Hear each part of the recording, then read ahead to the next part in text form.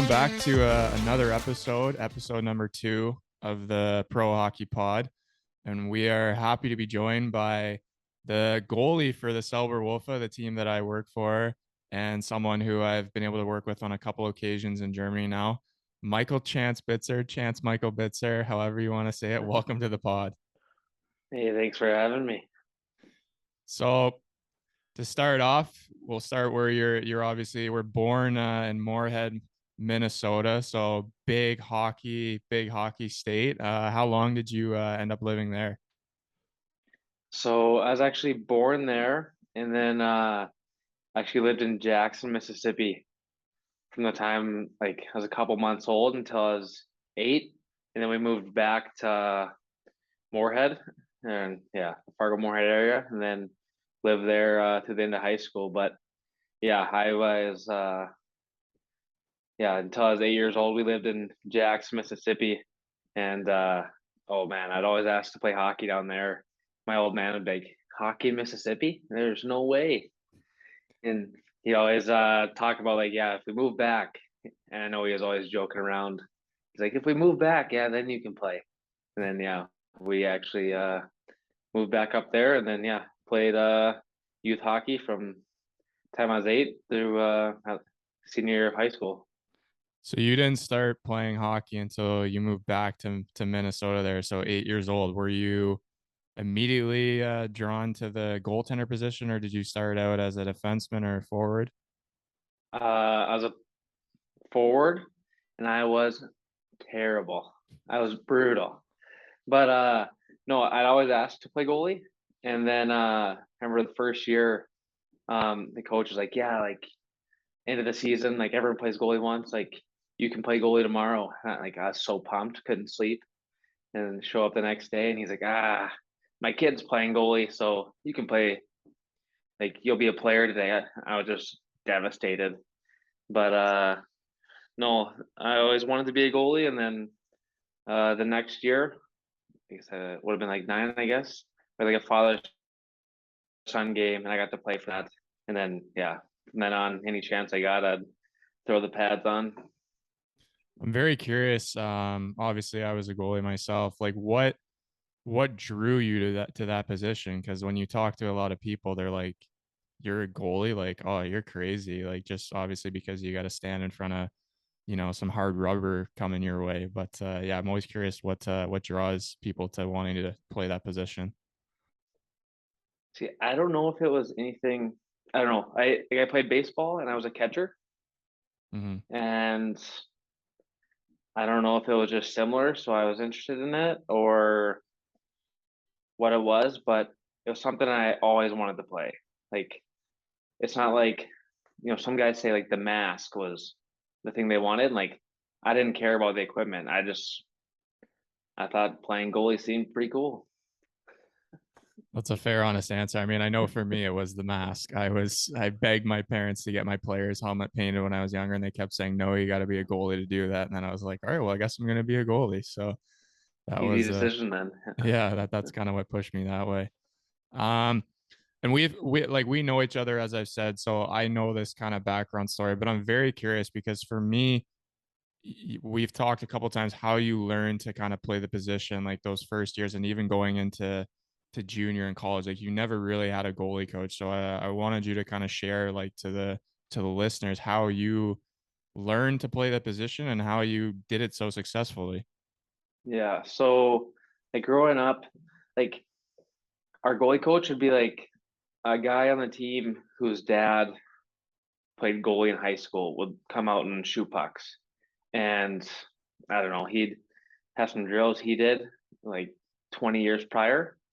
And then I would be like, hey, I was watching Marc Andre Fleury do this yesterday, or watching Carey Price do this. Like, let's try it. And um, I was pretty lucky that I had someone out there that could shoot and like work on stuff. But everything we worked on was stuff I watched on TV the night before, watching the NHL, and and I'd watch like I'd see a guy do RVH when it first started coming out. And I'd be like, hey, like let's try this, and then I'd get scored on 20 times over my shoulder because you're 12 years old and trying to do something that's not meant to be done. And I don't know, just trying different things that I saw on TV. And yeah, I was always kind of a student of the game. And I think just by watching and trying to apply those things, I eventually grew my own game. But I was also, I don't know, I didn't know why these guys were doing those things. So I was still pretty raw. But yeah, just watching and being like, oh, that looks pretty cool. We'll try that tomorrow. To me, that is like crazy to say the least, to be able, one, to learn a very hard position that way by just watching stuff either on YouTube or what you saw on TV from other NHL goaltenders, people that have been doing it for so long and have almost mastered the position, and you're someone just learning how to do it and obviously making adjustments as you went along. But to also have the success you had, especially throughout like your high school career, I'd say at a young age is also very, very impressive. What age would you say that you first finally went to, like, maybe a goalie school, like somewhere where you're spending the week and working with a goalie coach? Oh, um, not until I was in junior. Like before my first junior camp, and I didn't play junior till I was 19. So like Minnesota high school hockey, the big thing is like stay in high school, and then once you graduate high school, then you go to junior. And I have a late birthday, so I had a whole extra year of high school. So my first year of junior, I was 19 years old, and I think I was drafted by the Lincoln Stars, and their camp was in Minneapolis. So Dave Rogalski worked for like our fall high school league as like the head goalie guy, and he's in New Jersey now. So he was like the scout, I guess, for our fall high school league. So just talking to him a few times, and he's like, "Hey, I know you got camp in Lincoln next week. Why don't you come down before just to make sure you're ready to go?" I was like, "Okay, sounds good. I'll come one day before. We'll work on something, and then I'll be good for the weekend." Like, I didn't know. So I had one formal like goalie coach session, I guess, before that first year junior, and then that next summer, um, I'd go skate with him twice a week. I think it was for 4 or 5 weeks. But yeah, through my 20-year-old year junior, that's all it was. And just like looking at your resume, like you were taken in the second round by the Lincoln Stars in that draft, and to me that's, as you said, you're 19 years old and then finally making that jump to junior and still obviously having success, like being a second rounder for the USHL is pretty good. And you went on to play 2 seasons in that league and have some pretty good success. I was talking to the first guest of the show, Bryce Reddick, about this and about what age is proper to move on to the next level. And like someone like yourself who ended up going NCAA, you end up going as a 21-year-old freshman. And like, do you think, especially as a goalie, but in general, like the way the I'm just looking at the Minnesota like structure of hockey. Like you play Minnesota high school until you're done high school, then you go on to junior if you want. And as you said, you had a late birthday, so you end up having an extra year of high school hockey. Do you think that was pretty instrumental in like your development and your ability to gain a D1 scholarship and also like be able to play like as a number one for those 4 years? Yeah, I think it was good. I think what helped was like in high school, I think my last 2 years, I played 52 of 52 games, or with playoffs is more, but like I played every minute of every game, Mm-hmm. which I think learning to be a starter is a big thing, like learning to deal with highs and lows. So I think for that it was good, but also like I don't know, I played at the same level for 4 years, and I remember before my last year, um, I was talking to Wenatchee in the North American Hockey League, and they called and been like, "Hey, like, you want to come play here next year? Like, we have a great setup, this and that." I was like, to my dad. I was like, that sounds pretty cool. Like I didn't know anything. And he's like, no, no, there's more scouts at Minnesota high school games. And I was like, really? Okay, I guess I'll stay. Like I didn't know anything at the time. And I think yeah, I think that was part of staying so long and that extended, development path. But I think like it did benefit me for sure.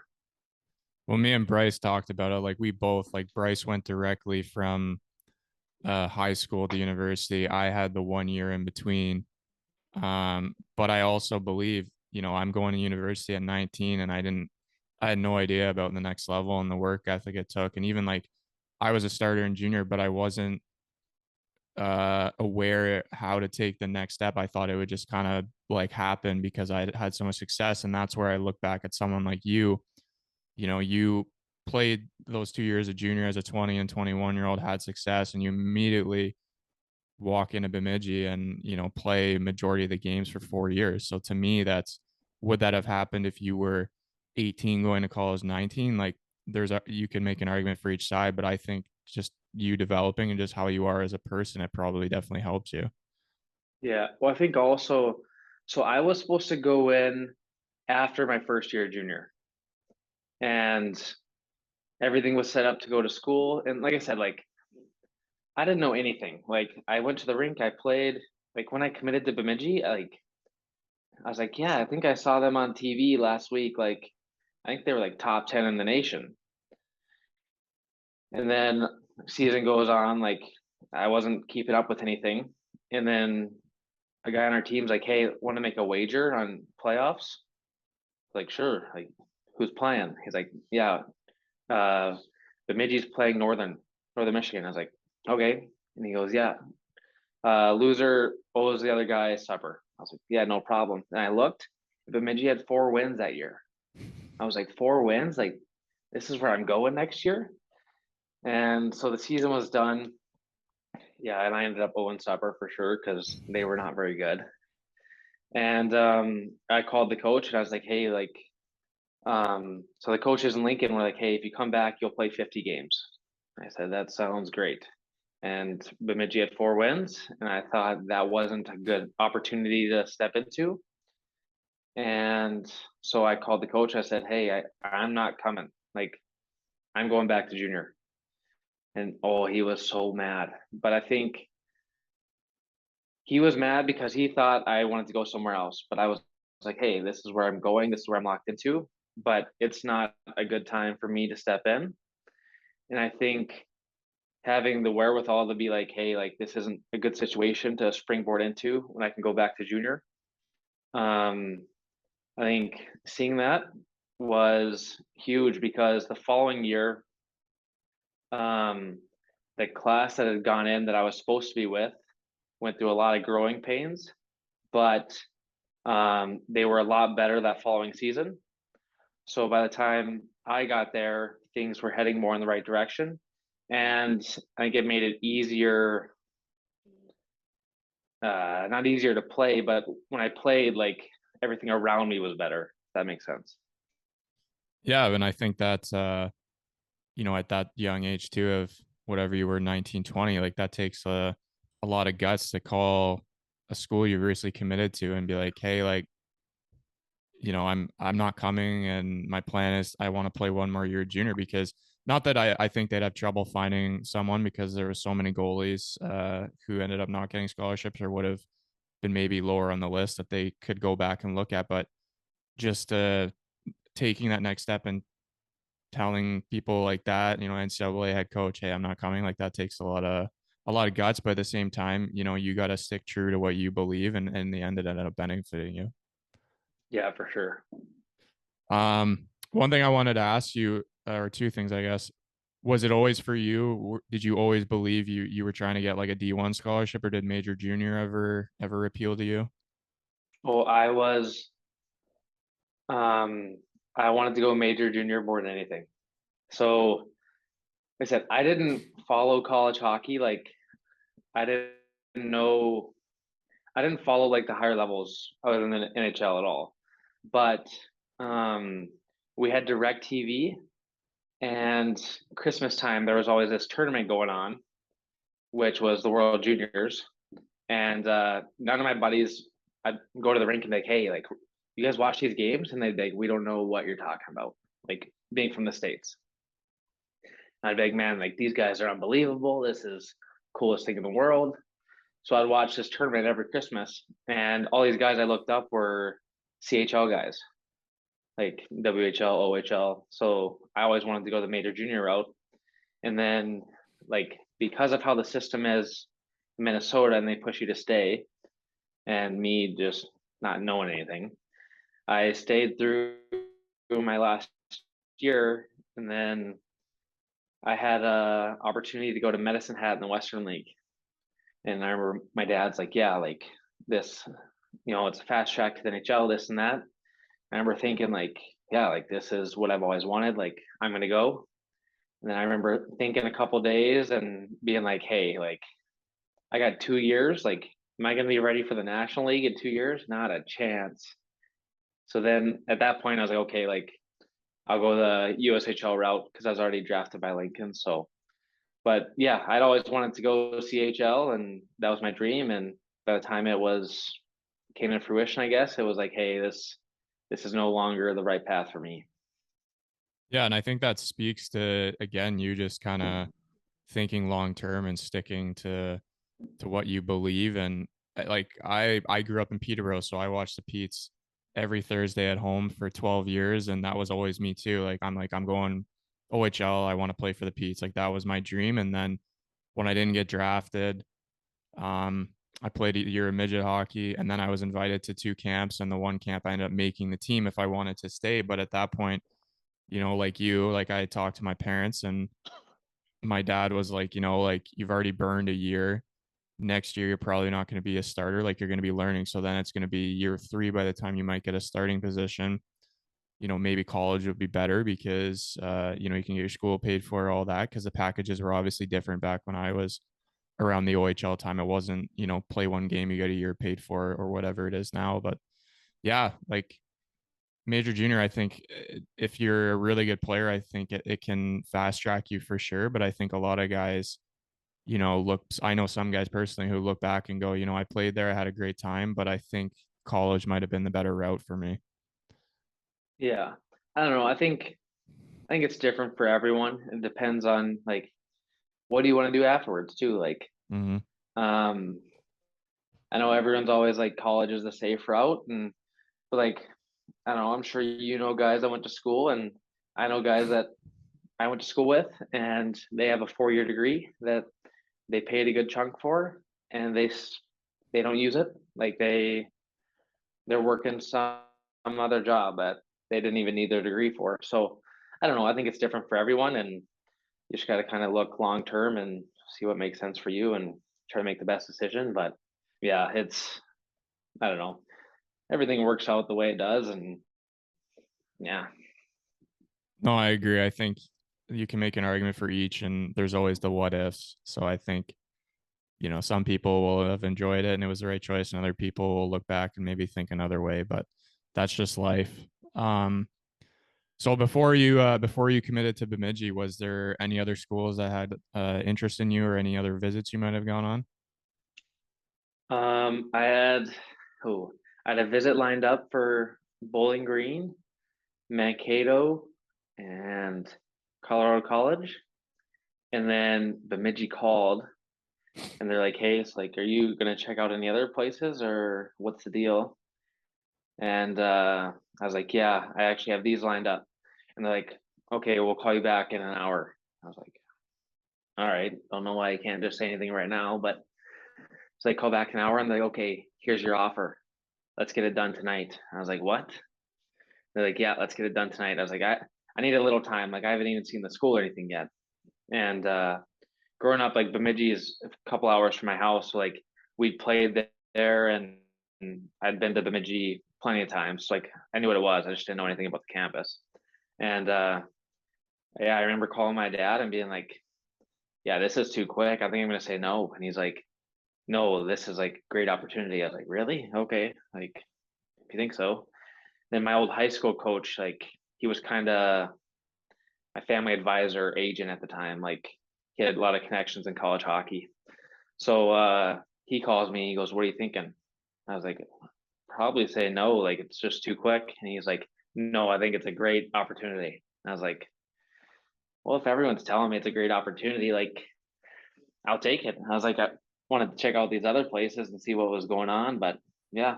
So I was talking to a few schools, and then Bemidji just fast tracked everything, and they kind of force your hand. But like I know why they did it, and I don't know. At the time, I was thinking the other way, but it ended up being a great decision for me. So Yeah, I mean, they obviously saw the potential in you and they were right, but they also knew that if they were seeing it, there's probably some teams maybe with nicer campuses, better rink or higher rankings that would also see it. So they're kind of hoping that they can get you quick and get it done, and then the stress is gone for them. yeah, and like I said, they like being a smaller school, I think you have to be aggressive on recruits and try to get in before these other schools do. And like I said, I don't. Yeah, I totally understand the whole thing and know why they did it. I said I was just looking forward to going on a couple of these other visits and seeing like I thought CC would have been a sweet spot. Hmm. Um, just a cool area. So yeah, just a couple places I wanted to go check out. But like I said, it ended up being 4 years that were freaking great. So I'm not complaining now. No, it ended up working out. And just looking at your college resume here, as I said, you were the starter for 4 seasons. Pretty impressive stats, I would have to say, and then also just award city on on a couple years there. 2 awards your freshman year, 1 award your second, 6 awards your junior year, and 2 awards your senior year. So it looks like you kind of wiped the board the 1 year there, your junior year, but in the end, yeah, as you said, it looks like it was the right fit for you, and you evidently got the playing time you needed and were able to evolve as a number one goalie. Yeah. No, it was great. And going in, they said, "Hey, you'll play two of the first four games, and then after that, we'll see what happens." And I played opening night in North Dakota. That was my first college game. And like for people who don't know what North Dakota is, like it's 12,000 crazy fans right on top of you. Like they score, they're shooting fireworks off. It's their home opener. Like they've got six freshmen in the lineup, like three are first rounders. It's like, holy shit, where am I? Like this isn't Lincoln, Nebraska anymore. But yeah, we went to North Dakota and had a 5-1 win.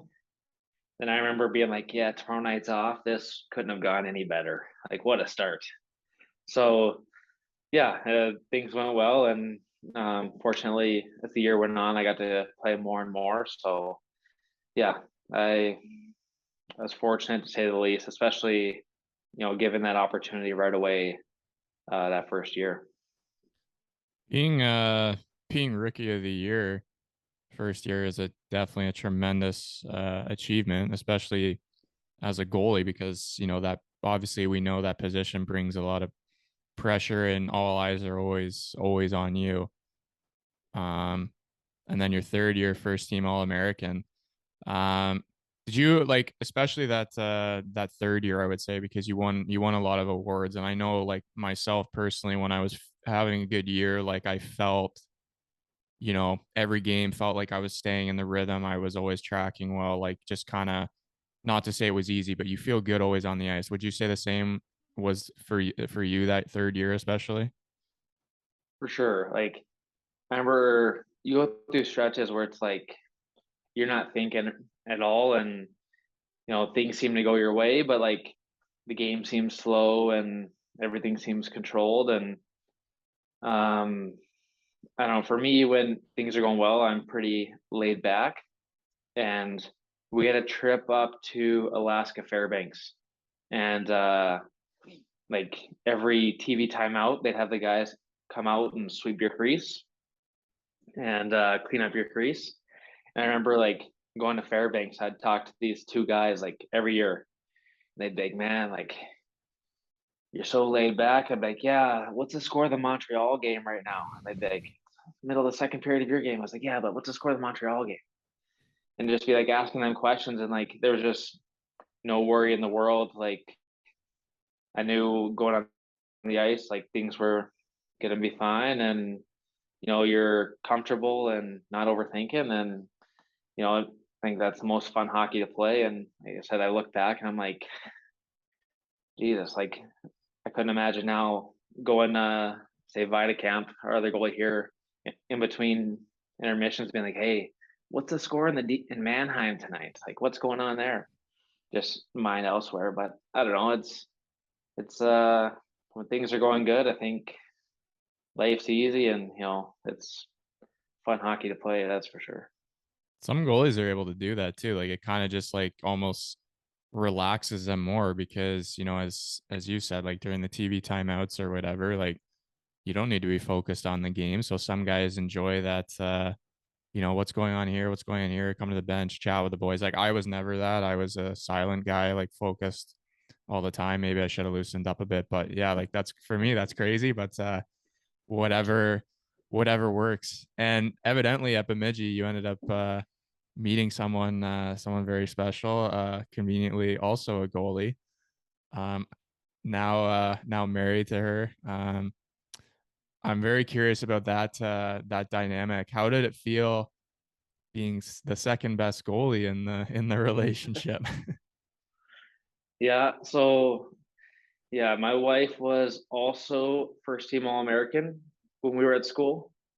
So yeah, she knows her stuff too, and sometimes it's great. And I come home and we'll talk like about what happened in the game. Then there's also games where she's like, "Geez, like what were you doing? Like I would have stopped half of those." So I don't know. It's it's good. It's got its ups and downs, but no, we just met because the men's team and the women's team hung out a lot, and Bemidji's not a big school, so um, yeah, the men's team and the women's team were always around each other, and uh, yeah, things just started from there, and yeah, that's about it. We'll come back to her later because I know you have a funny story from this season that I'm sure some of the listeners would love to hear. But no, like I think it's good, as you said. Um, I think it'd be good to have somebody that you can like talk about games with and they actually understand because she would have played the game and also played the position. So that's like very rare that people when they're playing professional sports that their partner has also been in the same situation. So I think it ended up being a good match. Obviously, she's been following you on your journey ever since. Oh Um, yeah. Like one thing that's different between her and me though is like I talk about like I learned by watching goalies. Like I've always been a hockey nerd. Like I'd watch as many NHL games as I could growing up, or like even here, like I'll keep up with the DEL or I'll keep up with the NHL, and I'm always watching stuff. Where like Britt doesn't watch anything. Like she has no clue other than what she does, and she was like, "I'll show up to the rink 15 minutes before practice. I'll be out of there 10 minutes after it's done," and she was just like, "Yeah," she was like, "I'll show up and I'll be the best," and just like, yeah, just in the natural. She was the natural, and yeah, but it was cool to see like someone like that, and just like so confident, and I think a lot of times confidence comes from what you do, but I think she was just born with the confidence gene, and yeah, she'd show up and be like, yeah, I don't even know how to stop pucks. Like I might give up seven tonight. And she'd come home after the game, be like, we won 1-0. Turns out I'm pretty good. that confidence gene, gotta love it, and I'm sure many people wish they had that gene or that ability just to be like that. And Oh, good for her. I'm happy that she was able to have so much success that she that she did. And knowing her a bit, I can definitely see it. Oh yeah. Um, so now transitioning from college, obviously, when you were done tearing it up at Bemidji State, you ventured into the East Coast Hockey League. So me and Bryce also touched on this last week, and I'm sure many guests in the future will touch on this, the ECHL grind.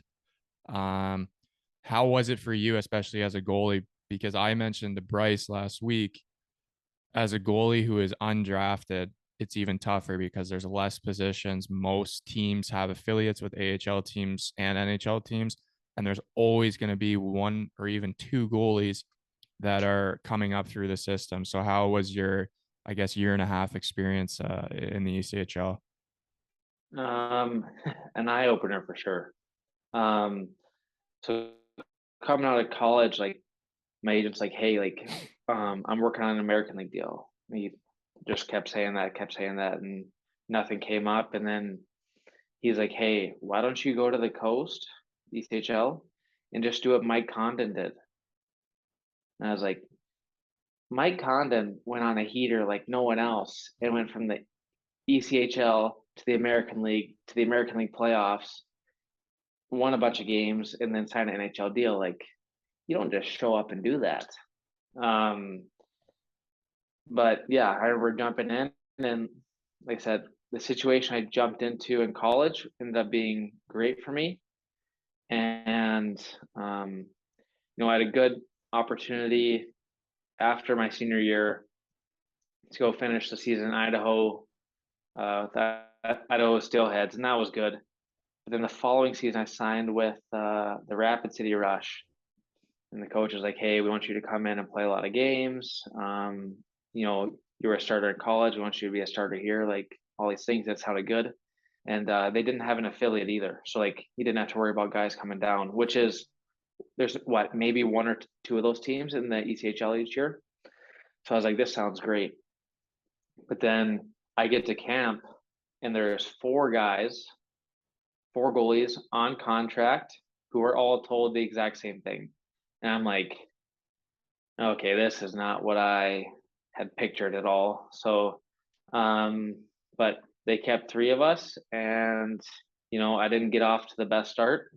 I think I just put too much. I was trying too hard for that Mike Condon type start, and just put too much pressure. And like I was saying before, like when you just go out and play, and there's no worry in the world, like that's when you play your best. And that just wasn't the case that first year, and it is a grind, especially coming from college where you get treated so well, and now all of a sudden, like college, you get all your equipment, you got your sticks with your name on it, you get new gear whenever you need it, and then you get to ECHL and you're like, hey, like can I order my new equipment? They're like, once you're here 90 days, we'll get you some skates.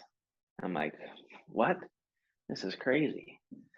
But yeah, I think it was just a tough adjustment for me, just not being mentally ready for the change. But I think it was, I took what happened that first year and was able to learn that the pro game isn't, it's a business, and it's pretty. You see guys get traded or released, and you're not used to it, but you realize it's a business, and once you accept it, I think it's it makes the whole process a little easier to deal with as it goes. Well, I understand the skate thing or the equipment thing because there's so much turnover in that league that if they were buying everybody gear, like there'd be so many orders like processing, and guys would be getting shipped other places or be getting cut. But you brought up one good point that I think is good for the listeners, especially the young listeners, is almost like you were saying you were thinking too much ahead. You were thinking, okay, I need to have that Mike Condon kind of season because then I'm going to get here versus taking it day by day, working each day, and just kind of also like enjoying the ride, enjoying the journey, which evidently could have, made it easier on you because there's not so much pressure there because you're thinking every day, okay, I got to go out here, I got to make 40 saves. I got to look good. This guy had this night. Like instead of just, what you did in college, which was enjoy the experience and play the game and just, work on your game daily. Yeah. No, and I think, that's something I did well, and then I got to pro, like I said, and got away from it. And then I think once I got over to Europe, um, I got back on that path of just like enjoying, each day where I am and working on the little things every day. And then when you stick to that process, like success will find you. Like if you consistently do things the right way, like the success will come. But yeah, there was a stretch there where everything I did, it was compared to this guy or that guy or like what's going on here. And if your mind isn't where your feet are, then you're not going to get as much out of what you're doing as you should. Oh, exactly. And you just mentioned it. Then after these year and a half in the ECHL, you ventured over to Germany, and that's how we ended up meeting each other with the Ice Prat and Krimichow. I was working as the goalie coach there the second year. But first, let's talk about how this opportunity came about. And evidently, Michael, you are a German citizen. How did Yeah, this I am. happen? So, my age, well, I didn't have a European agent at the time, but I was interested in coming over.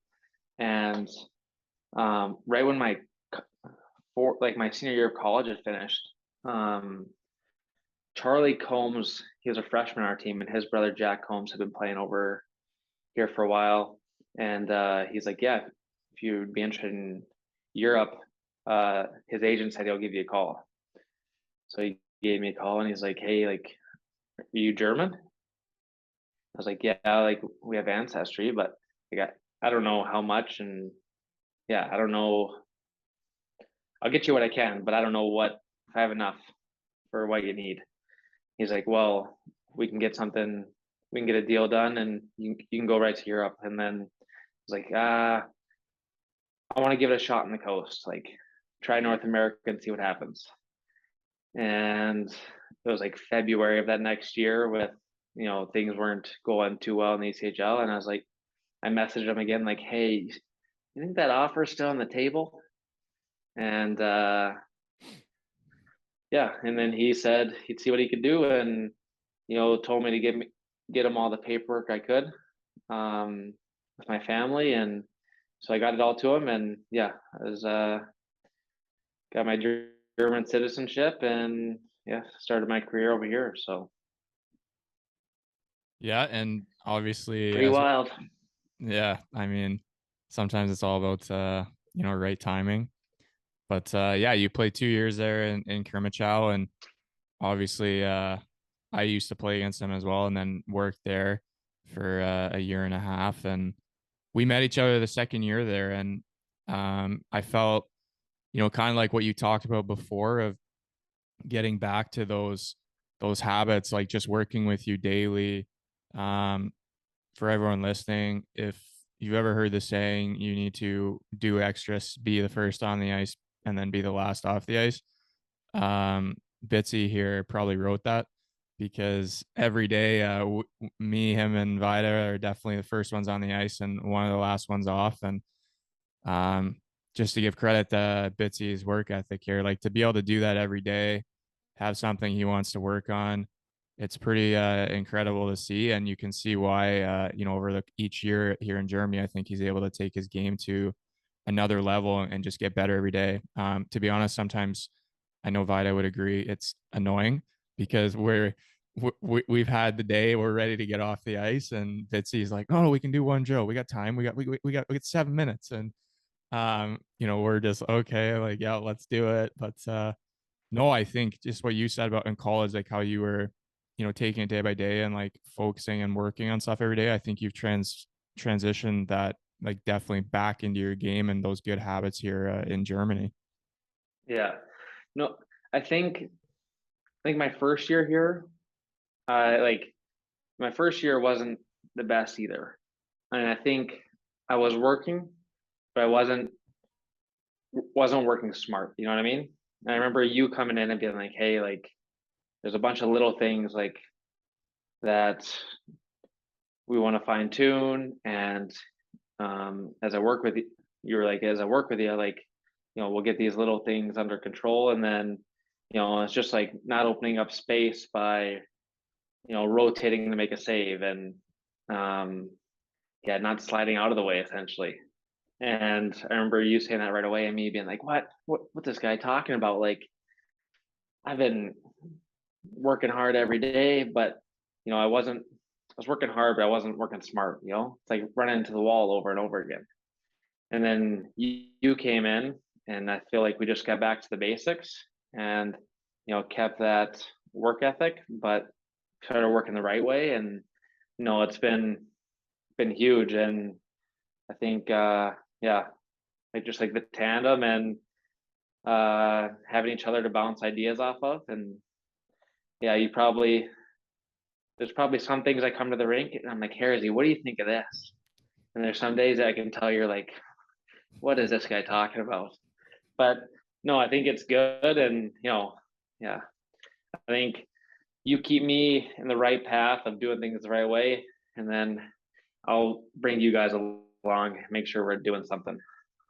You definitely expand our minds on the game of ice hockey and things to work on. But I think that's just, the type of person you are is you're always trying to learn and find ways to get better. And sometimes, even this year as you and I've got into it with the VR stuff, like that's something that to me is I joke. I'm like, okay, well, I'm gonna go home tonight and I'll play NHL on Xbox and basically be doing the same thing. But it seems to be working for you guys. But back to your story here, I wanted to just briefly let everyone know.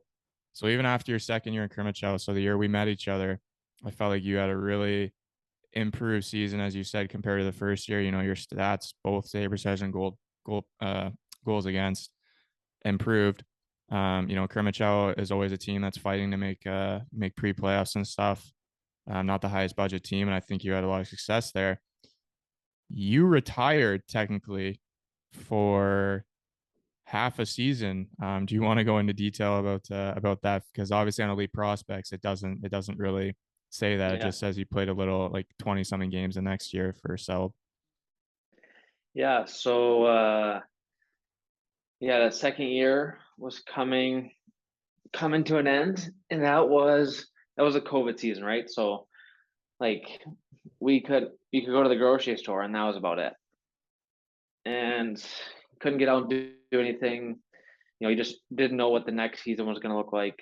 And then I get a message on Facebook one day, and so my wife and I live in Canada now. Uh, she grew up just outside of Brandon, Manitoba. And if anyone listening's from Manitoba, there's um, the rink. It's a huge training facility, and they used to be GDI in Winnipeg, and that's where, like, if you need goalie training, like, you go to Winnipeg. And but they were opening this facility in Brandon, and I'd always said, like, hey, if there was a facility in Brandon, like, everyone from Western Manitoba, Eastern Saskatchewan's going to go there because it's the closest thing, and it could be a gold mine. And yeah, I get a message one day like, hey, we're opening up a facility in Brandon, and yeah, I want to offer you a job being the head goalie guy. And I was like, I don't know, like, I'm still young, I can still play. And then the more we thought about it, I was like, hey, this is kind of what I've been talking about, like, would be a unbelievable opportunity. And they said it was COVID, and you know everything was kind of a question mark of what was going to happen year to year. So I was like, hey, this is the safe bet. Um, our first son was just born. I was like, we'll go back, settle down, and I'll run this goalie academy, and it'll be a pretty good gig. But like I said, my wife's Canadian, I'm American German. So we get back to Canada, and they're like, hey, we got a lawyer lined up. We'll get this all figured out. And they're like, yeah, actually, we can't get you a work visa. So you can do this and this, and hopefully we can get it to you in a few months. And I was like, hey, I can't wait a few months. Like, you guys need a guy, and I don't blame you for filling the position because you need to, but I'll go back and play hockey. Like, I can't sit around and not work for up to a year. And yeah, so I call my agent, like, hey, can you get me a job? And he's like, well, I'll see what we can do. But like all the spots in the Dell 2 were full. So yeah, because I retired, things had filled up. And then I was like, I'll go give it a shot in the ECHL for a little bit. And went there. And like you mentioned before, like guys get sent down. So I'm in Wichita, had a pretty good preseason. And then the Oilers send down Olivier Rodrigue. And they're like, hey, you're odd man out. And I was like, hey, no problem. I get it. And they're like, do you want to stay here and try free agency? Like, see who picks you up. And like, if you ever look at like ECHL goalies, they might play for like 10 teams in a season once Mm. they start jumping around. It's nuts. And so I was like, nope, I'm heading home.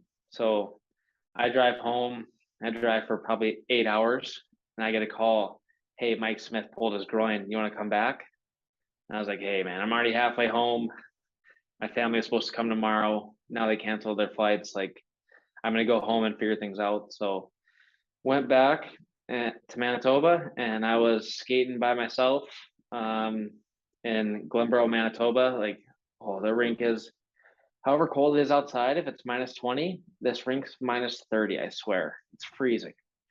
And I was skating by myself, just waiting for something to come up in Germany. And then finally, yeah, Selb, Selb called and asked if I'd be interested. And I said, yeah, I'm on my way. But um, yeah, it felt like it took forever, but and yeah, it wasn't the easiest 6 months, but I still have a passion for the game and I love playing. And my decision was circumstantial right away, but you know, I'm glad it worked out the way it did, and um, yeah, that I'm back on this side of the game instead of I got the rest of my life to coach once I'm ready to finish my career, so don't have to jump into it now. Yeah, I mean, I think that's pretty fair to say. Think you have a lot of hockey left, especially how you've been playing and with the German passport too in Germany as a goalie. That's always huge. One thing I wanted to talk about. So when you came back to Selb there, obviously Selb went through a tough season last year. A lot of COVID, a lot of injuries. So like to be honest, for those listening, there was a lot of games they were playing with 9 skaters plus a goalie. Like, so just imagine doing that for 60 minutes and doing it for weeks on end because there was so much COVID going around and stuff. So it's hard to get points in that, but obviously ended up getting healthy at the right time and surviving in play downs. And you were a big part of that. But I wanted to talk to you about quickly.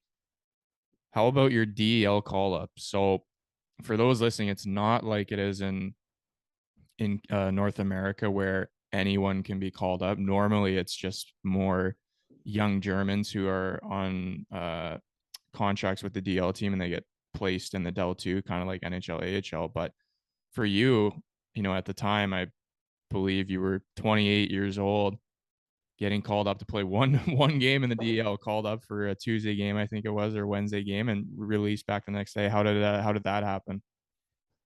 And it was wild. So um, last year when my family came over, um, because we were waiting so long, my wife had already accepted a job. So they're like, "Hey, we'll come over.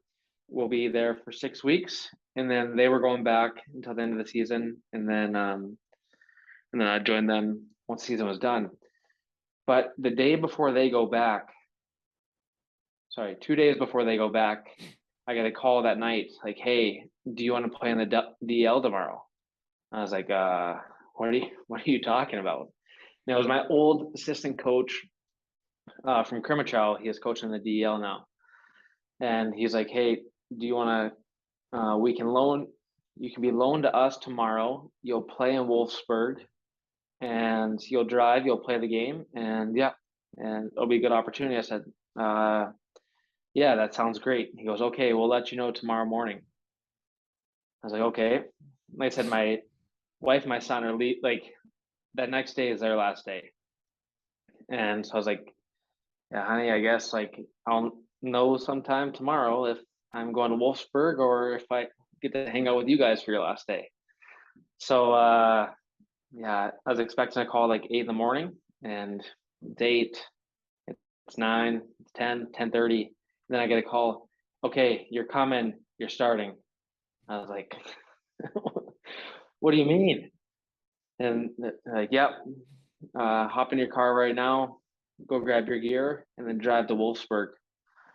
So, all right, like it's a good opportunity. So, yeah, hopped in my car, drove all the way to Wolfsburg.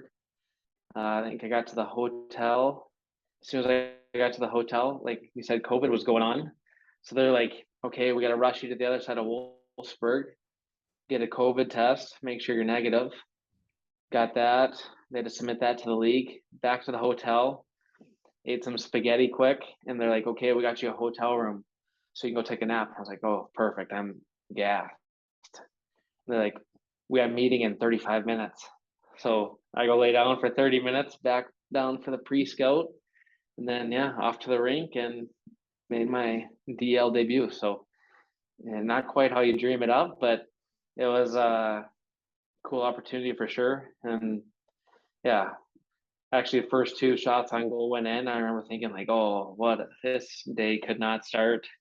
This game could not start any worse. But um, yeah, kind of fluky ones, and then settled in from there, and it was ended up being an okay game. But yeah, it was just cool to get that opportunity, and you never know how it's going to happen or when it's going to happen. But yeah, I'm thankful. I got to do it. So I don't think when you were sitting at home in November training in your -30 arena that you were thinking, "Yeah, I'm gonna do this because it's gonna be worth it because I'm gonna get a DL start here in February."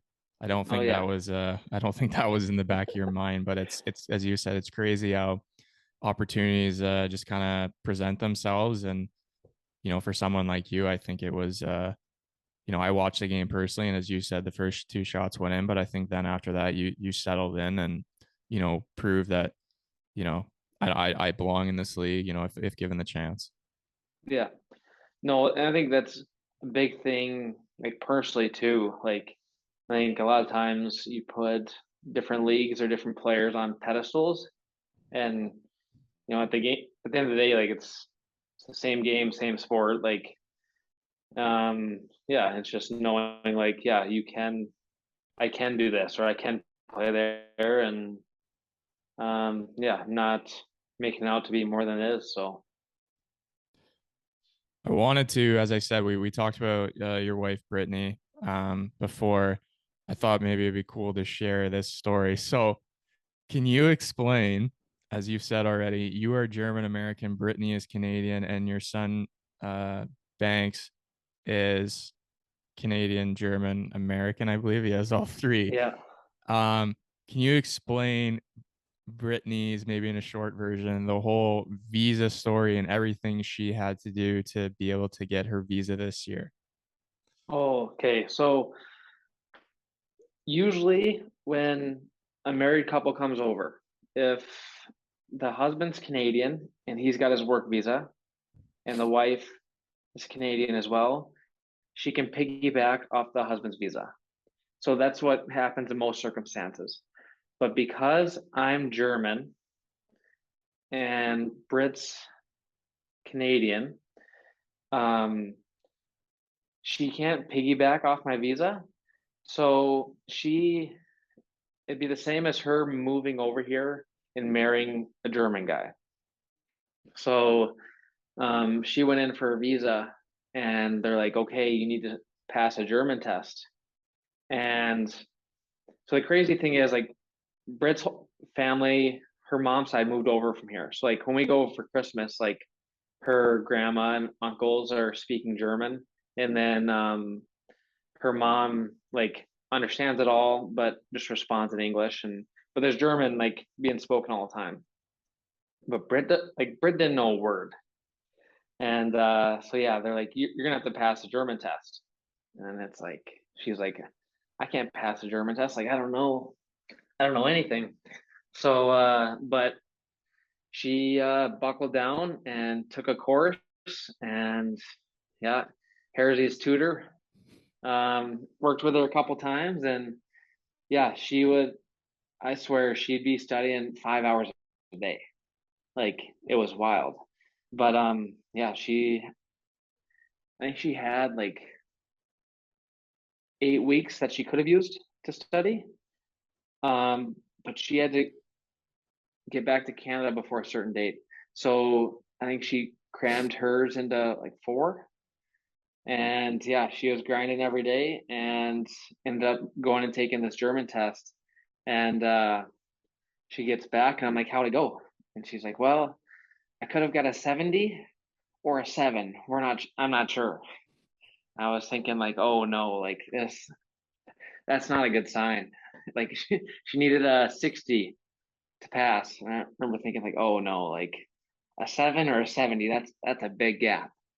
But she actually just got her results and she did pass. And yeah, it's crazy.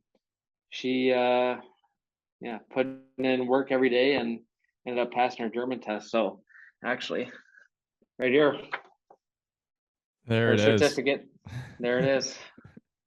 So yeah, most circumstances, the wife just gets a piggyback off the husbands, but with our how our family situation is, yeah, she had to grind, but she got her done, so it was good.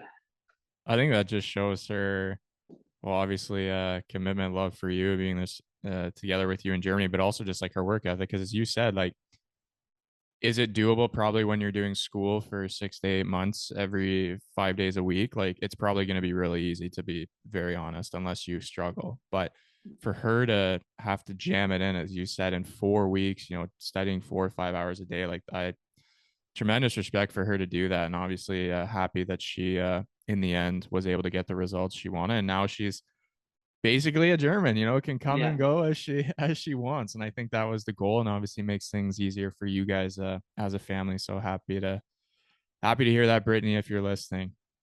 Um, no, hey, and the thing is, like, she was studying like 4 or 5 hours, and we have a 2-year-old son who's he is busy, so he's ripping around. She's working on, she's doing her master's back home at the same time online. Like she was grinding. So yeah, crushing the she gym, was. crushing the gym at 7 in the morning, 6:30 in the morning. Oh yeah, she's an animal. Animal. She's an animal. But no, it was yeah, she did it. So Well, that's definitely positive, and I'm sure some relief for her. I know she's back home now in Canada, but now, as I said, it'll make everything easier for next season. So I guess quickly, what would be the favorite place you've traveled in Europe? Obviously, you've been living in Europe for 4 years now. Have you traveled anywhere cool that really comes to mind? um, went to Malta my first year. Um, like yeah, I've been here for 4 years, but it's been. Oh, I think my headphones are stud. Can you hear me Mm-hmm.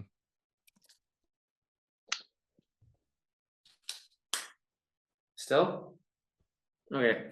Um, but we had a couple COVID years where we couldn't do anything. So we haven't got out as much as we wanted. But my first year we went to Malta and like it was phenomenal. Just a little, essentially just a rock, a big rock in the middle of the ocean, right off of the tip of Italy. And yeah, it was a phenomenal spot. And we went there in November and it's warm and you're on the ocean. And yeah, that's by far the coolest spot so far. Hopefully, these next few years we're able to get out a little bit more. Yeah, now that everything's opened back up again. I thought you were gonna say beautiful Zwickau, Germany, and I was gonna be like, that's getting cut out of the cast or the podcast. But um, yeah. So basically, what you said, hopefully things are gonna open up here in the next couple of years. Do you have an idea in your head, like how long you want to play? Like, obviously, there's factors that go in, like family and body and obviously performance as well. But if have you thought about how many more years you might want to keep playing? Depends if Brit's listening or not. If she's not listening, another 10. If she is, it's a family decision. So no, like I want to play as long as I can, and as long as I enjoy it, and I've got the same like passion to go out there every day and play and win, then I want to play as long as I can. Like you said, there's different factors into that, but I don't see why I can't play at least another 5 years and or maybe more. Um, no, I definitely agree. Like for those listening, to be quite honest, like I know Bitzy is, turning 30 here in the next year or so, but to me when I see him and just how his game is progressing, I think of like someone, 23 coming out of, college or first couple of years pro. Like I truly do believe you have like a while left to play if, obviously your body allows it and family allows it. So I hope you play as long as you can because when you're done, there's, as you said, there's always time to go on to the next chapter. um so when you go home in the summers, like where do you normally spend it? What do you spend it doing? I know we've talked about before that you run a goalie school every summer. Yeah, so we spend most of our summer in Manitoba. You know, always told Britt that if we're going to be over here during the season, then in the off season we can be around her family. So we actually have a place not too far from them, and then yeah, we run a couple week goalie school um, based out of Fargo, North Dakota. So and that's right, Fargo and Moorhead, where I'm from. That's pretty much the same city, just a river runs between the two. And yeah, we go back there and run a couple week goalie school. Excuse for me to get home and make a little money too. So, but no, I think we've done that for 8 or 9 years now, and it's a blast. And yeah, go back there for a couple weeks, and yeah, Europe, you're always starting in August, so you're coming over pretty early, but usually by that time you're ready to get back into it. So yeah, nothing too crazy, just yeah, either small town Manitoba or um, the Fargo Moorhead area. So If there's any young goalies listening, you know where you should be for one of your weeks this summer. come to Bitsy's goalie camp. come to Pure Goaltending in Fargo, North Dakota. There you go. Quick plug. Yeah. And yeah, so I guess just continuing on with that. So life after playing eventually it comes for all of us. Do you see yourself continuing with that goalie school maybe as or the academy as you once had the opportunity before? Is that something you want to stay involved in, is kind of teaching and working your way up that way? Yeah, I definitely want to stay in the game, and I want to get into coaching. It's something I enjoy. So, not sure to which extent. If it would just be um, kind of working with local younger kids, or running a camp, like running camps full time, or say like professional coaching routes. Like I don't have any specific path I want to follow, but definitely stay in the game, and keep learning and keep teaching. Like you said, like I'll come to the rink with some crazy ideas, but that's just how I am, and that's how I think, and for me, that's what I enjoy to do. So it's what I enjoy doing. So yeah, I'll stay in it in some capacity. It's just yeah, we'll have to wait and see then, to which that is. I mean, you have time. You have time to figure it out, but it's good that you enjoy, teaching, learning, and obviously giving back to the next generation of goalies. So that's something that I definitely can respect, and I think that's what makes good coaches in whatever aspect down the road is people who have played the position, understand how to teach, how to communicate, and also enjoy seeing whatever position, whatever age, girl or boy, improving each year, each summer. You see them, you can see they've made those adjustments throughout the season. I think that brings a lot of joy. Um, Two questions I have left. The last one is the one I'll ask everybody. I said this last time. First one, do you think when you look back on your career so far that you would have had the career you've had? Um, Looking back, I would have never guessed this was the route I took. Um, like growing up, you always picture like I'm gonna do this, like this is the path I'm gonna take. And my path has been nowhere near what I pictured, but I've been happy with it, and no, I think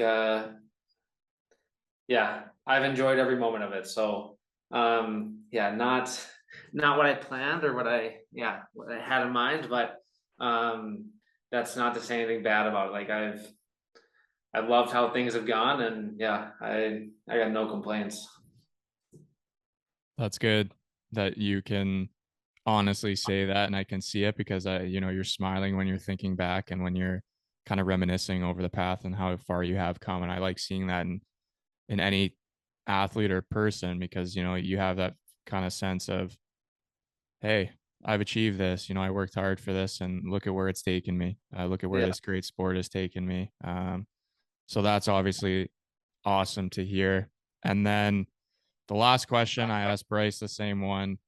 Um, what is one piece or maybe multiple pieces, depending, of advice you would give your younger self? So if you could talk to your younger self at the age of 16, 17, 18, whatever it is, what are some things or even one maybe thing that you would tell yourself? Enjoy the process and don't chase the outcome. It's when you enjoy what you're doing every day, then your mind is where your feet are, and it makes everything about what you're doing that much more enjoyable. And the more fun you have, the more success you're going to have, in my opinion. So I think when things have gone well in my career, that's how I've been. And when things haven't gone so well, I've been far from it. So just like, and at the time, I didn't know that's what I was doing. But I think now that when I reflect back, it's, yeah, just, you know, enjoy what you're doing day to day in the process, and, don't worry about the outcome. Like the outcome will take care of itself. And, when you do those things, then you're gonna enjoy it more. And, eventually I think, yeah, you'll get to where you want to be without all the stress and, yeah, everything else that comes with it. Couldn't have said it better myself.